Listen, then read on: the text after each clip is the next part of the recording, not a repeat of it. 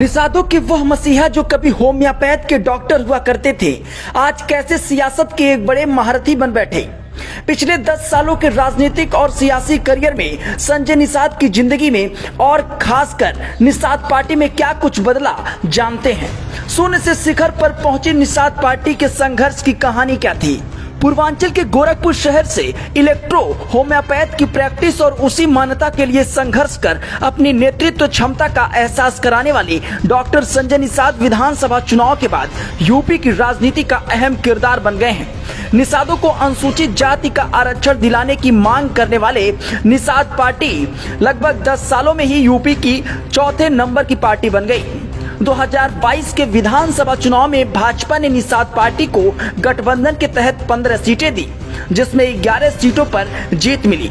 हालांकि इन 11 में से 5 सीटों पर निषाद पार्टी के नेता भाजपा के सिंबल पर चुनाव लड़े थे और इनमें डॉक्टर संजय निषाद के छोटे बेटे सरवन निषाद भी थे, जो चौरी चौरा सीट से जीतकर विधानसभा पहुंचे थे। 2017 के विधानसभा चुनाव में पहली बार निषाद पार्टी ने पीस पार्टी के साथ समझौता कर चुनाव लड़ा था।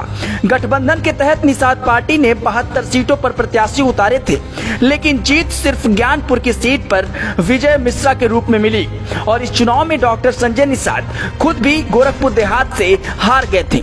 उन्हें सिर्फ 34,869 वोट मिले थे।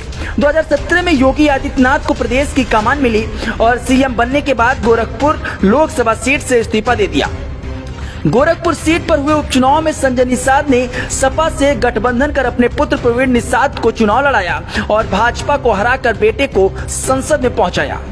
गोरखपुर जैसे सीट लोकसभा चुनाव में हारने के बाद भाजपा ने निषाद पार्टी को अपने साथ लाने की कवायद शुरू कर दी। 2019 में लोकसभा चुनाव में भाजपा ने निषाद पार्टी के साथ गठबंधन कर प्रवीण निषाद को संत कबीर नगर से संसद भेजा।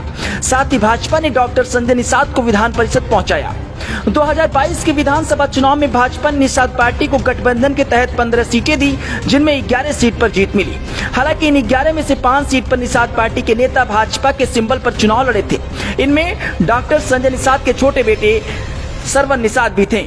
2024 के इस चुनाव में इस बार संत कबीर नगर की सीट संजय निषाद के बेटे प्रवीण निषाद हार गए, लेकिन संजय निषाद इस समय कैबिनेट में मंत्री हैं और उनका एक बेटा चौरी चौरा से विधायक है। उपचुनाव में भी निषाद पार्टी सीटों की मांग कर रही है और सीट शेयरिंग को लेकर उपचुनाव में क्या कुछ गणित बैठता है, ये एक बेहद दिलचस्प बात होगी।